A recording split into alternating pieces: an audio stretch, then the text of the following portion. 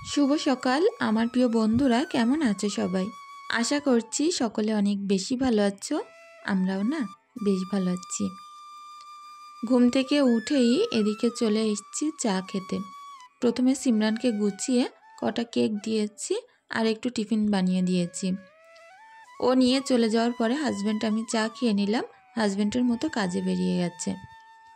তো এখন প্রত্যেকটা কাজ খুব সুন্দরভাবে গুছিয়ে পরিপাটি করে নেব। আর যেহেতু এখনো পর্যন্ত ভালোভাবে রোদ্দুর উঠিনি, এর মাঝেই করে নেব। তো প্রত্যেকটা বাসন ছাই সাবান একসঙ্গে মিশিয়ে একটু সুন্দর করে মেজে নেব। আর একটু ছুপে ছুপে মাজবো, যাতে করে বেশ সুন্দর চকচক করে। সকালবেলার বাসন মাজতে একটু কিন্তু আলিস্যে লাগে, তারপরেও না পুকুরে এসে যখন কাজে হাত দিই মনটাই ভালো হয়ে যায়। তো এই কটা হচ্ছে রাতের বাসন, কারণ রাতে আমাদের খুব একটা বেশি বাসন পড়ে না। যেগুলো দুপুরে হয়, বিকালে, সন্ধ্যার বাসন আমি একেবারে মেজে রাখি। আর খাওয়া দাওয়ার পরে যে কটা হয় সে কটাই থেকে যায়, তো এগুলো মেজে নিচ্ছি। আর ওই যে ছোট্ট হাঁড়িটা দেখতে পাচ্ছ, ওটার বয়স প্রায় 7-8 বছর। ওটাতে আগে আমি ডিম সিদ্ধ করতাম, দুধ জাল করতাম। এখন হাঁড়িটা একটু পুরনো হয়ে গেছে, তবে মেজে ঘষে পরিপাটি করে রাখি। তো হাঁড়িটার মধ্যে যেহেতু চা করা হয়েছিল, অনেকটাই দাগ হয়ে গেছে, একটু সুন্দর করে ঘষে ঘষে মেজে নেব। তো সকালবেলা কাজে যে এতটাই এনার্জি লাগে না, এই ফিরফির করে হাওয়া বয়, তো তার কারণে। প্রচণ্ড গরমে রাতে এখন অবস্থা অনেকটাই খারাপ হয়ে যাচ্ছে। আর কি বলতো, শীতের সময় একটা সুন্দর ঘুম আসতো, এখন না সেটাও আসে না। অনেক তাড়াতাড়ি ঘুমটা ভেঙে যায়, আর চেষ্টা করি যেই ঘুম ভেঙে যায় সেখান থেকেই কাজগুলো শুরু করতে। তো উঠেছিলাম তো অনেকটাই ভোর ভোর, তবে কাজগুলো শুরু করছি সকাল 6টা থেকে। এই প্রচণ্ড গরমের মধ্যে যত তাড়াতাড়ি কাজগুলো করে শেষ করে নেওয়া যায়। আর ইদানিং করে বেশ মেঘলা মেঘলা হচ্ছে, আর সেই পরিমাণে গরম। তো এদিকে দেখো প্রত্যেকটা বাসন মাজা ধোয়া কমপ্লিট, এগুলো নিয়ে এখন ঘরে চলে যাব। আর আজকে হাজব্যান্ড বলেছে একটুখানি তাড়াতাড়ি রান্না করতে, তার বিশেষ কাজ আছে, একটুখানি বাইরে বার হবে। তো দেখা যাক কতটা কি সকাল সকাল আমি করতে পারি। ছোট বাচ্চাকে নিয়ে কাজ করা না একটুখানি অসুবিধা হয়ে যায়। আর ঈশা প্রচুর পরিমাণে দুষ্টুমি করে, এমনিতেও কোলে উঠতে চায় না, কিন্তু নিচেই যতক্ষণ মোট কথা থাকে শুধু জিনিসপত্রই নষ্ট করতে থাকে। তো এইভাবেই আমাদের দিনকাল কাটে। আমি যে কোনো একটা কাজ করতে করতে নিচেই নেমে দেখি, জানো তো, যে কত জিনিসপত্র নষ্ট করে ফেলেছে। তো যাই হোক, একটা ছোট্ট কাঁথা আমি ঘরে রেখে দিই খাটে, কারণ কি বলতো, আমার মেয়ে রাতে যেহেতু ইস্যু করতে পারে, তো একটা পেপার আর একটা কাঁথা পেতে দিই, তাহলে সারা রাতটা একটু সেফটি থাকা যায়। আগে প্যাম্পার্স পরিয়ে রাখতাম, তবে এখন যেহেতু প্রচুর গরম, ওই কারণে ডাইপার টাইপার আর কিছুই পরাই না, কাঁথা পেতে দিয়ে কাঁথার ওপরে শোয়াই। এক বোন আমাকে জিজ্ঞাসা করেছিলে, ঈশা কি ছোটোবেলা থেকেই ফিটারে দুধ খায়? তো হ্যাঁ গো, ছোটোবেলা থেকেই ও তোলা দুধ খায়, আর বলতে পারো পুরোপুরি তোলা দুধের ওপরেই মানুষ হয়েছে। আমার নিজের কিছু প্রবলেম ছিল, যার কারণে সেই সময় হসপিটালে ভর্তি থাকার কারণে ও কিছুদিন খেতে পারিনি, তো সেখান থেকেই তোলা দুধ খাওয়ানোর অভ্যাস করানো হয়েছে। তো এদিকে খাটটাটগুলো সুন্দর করে টান টান করে গুছিয়ে নিয়েছি। আর সেই বোন জানতেও চেয়েছ যে বাইরের যে তোলা দুধটা হয় খাওয়ালে কোনো অসুবিধা হয় কি। আমার মেয়ে তো ছোট্টবেলা থেকে খেয়েছে, কোনো রকম অসুবিধাই হয়নি। তবে তুমি খাওয়ানোর আগে বাচ্চার ডাক্তার একবার দেখিয়ে নিয়ে তারপরেই খাইয়ে দিতে পারো। তো এই ঘরটা খুব একটা বেশি নোংরা হয়নি, তো যার কারণে যেই সেই গোছানো হয়ে গেল। আর এই ছবিগুলো সিমরান ওপরেরটা এঁকেছে, আমি নিচেই ওই যে দুটো মানুষ দাঁড়িয়ে আছি সেটা এঁকেছিলাম। তো আমার মেয়ে অনেক সুন্দর ছবি আঁকতে পারে, যার কারণে টুকটুক করে ছবি আঁকে, আর যেগুলো দেখে আমি ভীষণ ভালো হয়েছে দেওয়ালে টাঙিয়ে রাখি। তো এক বোন জানতে চেয়েছো সিমরান কি পুরোপুরি ইংলিশ মিডিয়ামে পড়ে? তো না গো, ও ইংলিশ মিডিয়ামে পড়ে না পুরোপুরি, ওদের বাংলা বইও আছে। আর ওদের ইংলিশটা একটুখানি বেশি আছে, তবে বাংলা ইংলিশ দুটোই আছে। তো এদিকে দেখো প্রত্যেকটা কাজকর্ম একটুখানি নিখুঁত করে করার চেষ্টা করি। তো উনুনটা আমি যখন প্রত্যেক দিন লেপি, তখন চেষ্টা করি যে আশেপাশে যত মাটির জিনিসপত্র জায়গাটা আছে সবটা এরকমভাবে লেপে গুছিয়ে রাখতে। কি জানো তো, রান্নার জায়গাটা আমার ভীষণ পছন্দের জায়গা, যেটা হয়তো কাউকে বলে বোঝাতে পারবো না। আমি ঘরের রান্নাঘরটাও যেমনভাবে একা হাতে পরিপাটি করে গুছিয়ে রাখি, সবসময় কাজ করার সাথে সাথে পরিপাটি করে নিই। তো গ্যাসে রান্না করলে তো রান্নার পরপরই সঙ্গে সঙ্গে মেজে মুছে নেওয়া যায়, আর উনুনে করলে সেটা হয় না, কারণ উনুন প্রচুর গরম থাকে। আর আমার মা ছোটোবেলা থেকেই বলতো যে গরম উনুন নাকি লেপতে নেই। তো সেই অভ্যাসটাই সকাল সকাল ঘুম থেকে উঠেই আগে উনুন লেপা, তারপরে বাসন মাজা, এইগুলো করে নিই। তো আমার এই রান্নাঘরে ইদানিং করে এত পরিমাণে ইঁদুরে উৎপাত করছে, কিছুই রাখতে দিচ্ছে না। এত বড় রান্নাঘর, এই জায়গাটুকুর ভিতরে হয়তো আমি রান্না করি, তবে বড় রান্নাঘর আমার, সবটা ইঁদুরের চষে পুরো মাটি তুলে ফেলেছে। অনেক কষ্ট হয় জানো তো, সুন্দর করে লেপে গুছিয়ে মুছে রাখার পরে যদি ইঁদুরে এরকমভাবে ক্ষতি করে, খুব খারাপ লাগে।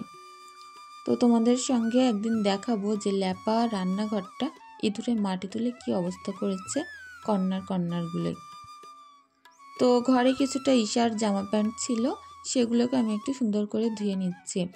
আর আজ জানো তো, আমার সার্ফ ফুরিয়ে গেছিলো, যেহেতু দোকান থেকে আনতে মনে ছিল না, তো বাড়িতেও একটু ছিল না। তো আমার বাড়ি থেকে দোকানটা যেহেতু অনেকখানি দূরে, তো সার্ফ আনার সম্ভবও ছিল না সকালবেলা, কারণ আমাকে কাজ করে রেখে রান্নাবান্না করে দোকানে যেতে হবে। তো আজকে একটুখানি শ্যাম্পু নিয়েছিলাম একটা, আর অনেক পানিতে সেই শ্যাম্পুটা গুলে জামা কাপড়গুলো একটু মাখিয়ে আচার দিয়ে ধুয়ে ফেলেছি। হাউস ওয়াইফ হলে না কিছু কিছু জিনিস একটু বুদ্ধি খাটিয়ে চলতে হয়, যাতে করে আমাদের কাজকর্মগুলো অনেকটাই সহজ হয়ে যায়। আর আমার এই ঘরের পেছনটা, এই জায়গাটা পুরোটাই ফার্ম ছিল আগে, তো তার নেটও এখনও কিছু কিছু আছে। তো এই জায়গাটায় যে কি দারুণ লাগে না, কি বলবো, দেখো কত সুন্দর পরিবেশ। আর আমাদের এখানে কিন্তু নোনা পানি। তো যাই হোক, আমার তো প্রচুর ভালো লাগে, একটা গ্রাম্য যে ফিলিংস অরিজিনাল এখানে পাওয়া যায়। তো তারপরে ঘরে চলে আসলাম। আর কাল রাতে যে আমগুলো আমি শুকাতে দিয়েছিলাম আগের দিন, কাল রাতে তুলে রেখেছিলাম, তো ঢাকা দিয়ে রেখেছিলাম। কি বলতো, ওপর দিয়ে যেহেতু তেলাপোকা, ইঁদুর, টিকটিকি এরকম হাঁটতে পারে, তো এরকম ঢাকায় দিয়ে রেখেছিলাম। আর এখন আমগুলো প্লেটে সুন্দর করে তুলে নিয়ে প্লেটটাকে একটুখানি রোদ্দুরে দিয়ে রাখবো, এতে করে প্লেটটা গরম হবে আর আমগুলো ভালো থাকবে। আর এবার না আমার আম শুকাতে একদমই কষ্ট হয়নি। প্রত্যেকবার আম যেই কাটি সেই মেঘলা করে আর আমগুলো নষ্টই হয়ে যায়। এবার দেখছি এখনও পর্যন্ত সুন্দর আছে। তো দেখো এখানে কত সুন্দর রোদ্দুর লাগছে। তো এখান থেকে আমের প্লেটটা একটুখানির জন্য আমি সরিয়ে রেখেছি, আর এখন গাছগুলোতে পানি দিয়ে নেব। সকাল সকাল এদেরও খাবার দেওয়ার প্রচুর প্রয়োজন।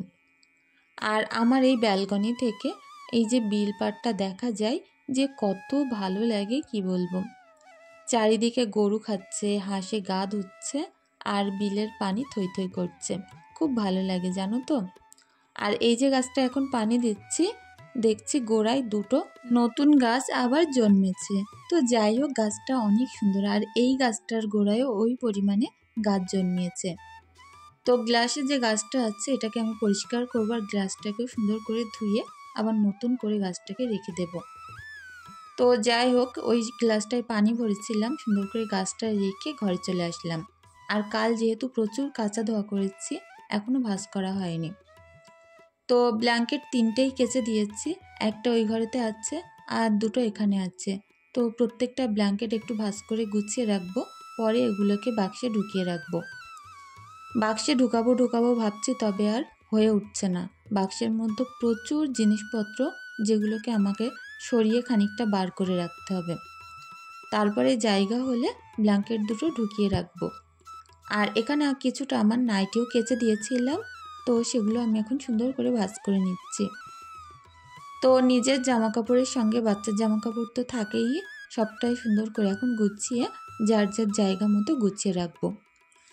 সিমরানের জামা কাপড় আর ঈশার জামা কাপড় দুটো বাস্কেটে রাখি, আমারগুলো আলনায় থাকে আর হাজব্যান্ডেরগুলো হ্যাঙ্গারে থাকে। তো এইভাবে যদি ভাগ ভাগ করে রাখি না, জামা কাপড় কখনোই হুড়াবে না। কারণ কি বলতো, আলনায় যেহেতু আমি একা হাত দেবো, আমার জামা কাপড় তো আর হুড়াবে না, আর বাস্কেটে বাচ্চা কাচ্চা যতই হুড়াক সেগুলো আর খারাপ দেখা যাবে না। আর সবথেকে বেশি হুড়ায় আমার হাজব্যান্ড, তো ওরগুলো হ্যাঙ্গারে থাকে সামনে টাঙানো, তোর মতো ইচ্ছা মতো বের করে নেয়। এতে করে আমার আলনাটা না আর আগের মতো হুড়াই না। তো যাই হোক, তারপরে আমার এই প্রত্যেকটা নাইটি খুব সুন্দরভাবে গুছিয়ে নিচ্ছি। আর আলনাটা দেখতেও কত সুন্দর লাগছে বলো তো।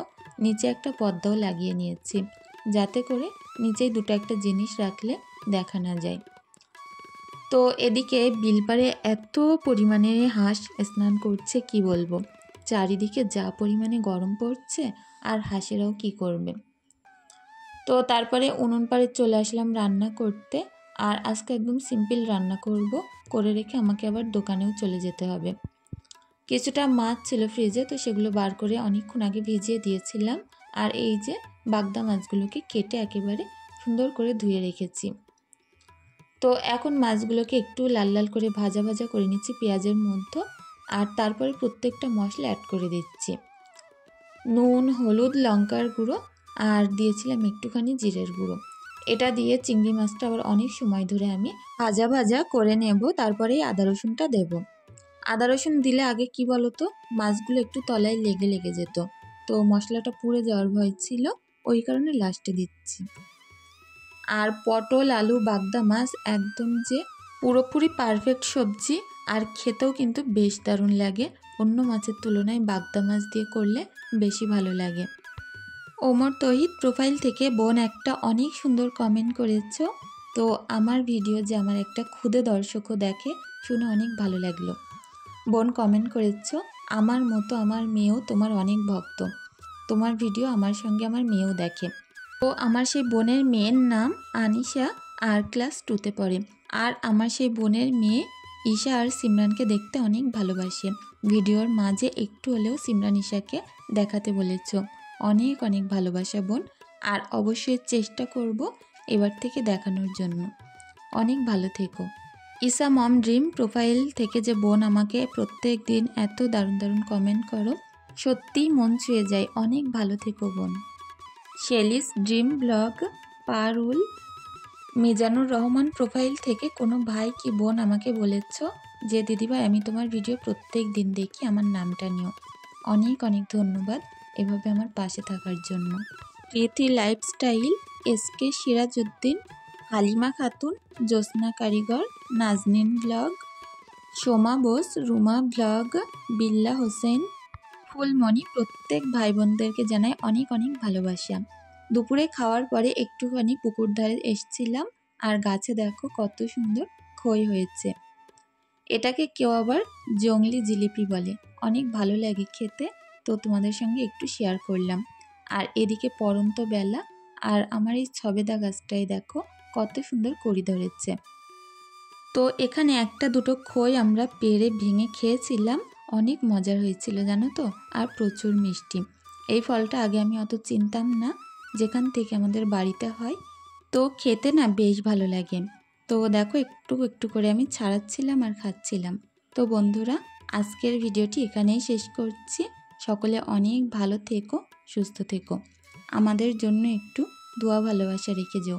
সকলকে জানাই অনেক অনেক ভালোবাসা। ধন্যবাদ।